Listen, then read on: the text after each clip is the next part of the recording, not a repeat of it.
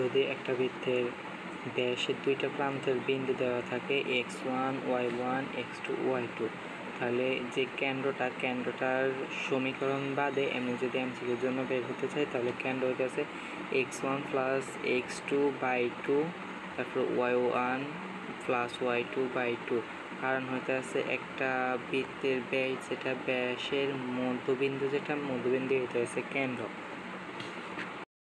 আর যদি সমীকরণের দিকে তাকাই, সমীকরণটা হবে x minus x1 plus into x minus x2 plus y minus y1 into y minus y2 is equal to 0। এটা হচ্ছে সমীকরণ। আর এমসিকিউর জন্য মানে রিটেনের জন্য আর কেন্দ্র যদি বের করতে চাই ব্যাসের, এটা হচ্ছে ব্যাসের কেন্দ্র এমসিকিউর জন্য বের করতে চাইলে দুই প্রান্তের x1 ও x2 বাই 2 কমা y1 মাইনাস y2 বাই 2। এটা হচ্ছে বৃত্তের কেন্দ্রের সমীকরণ, বৃত্তের কেন্দ্র আর কেন্দ্রের সমীকরণ।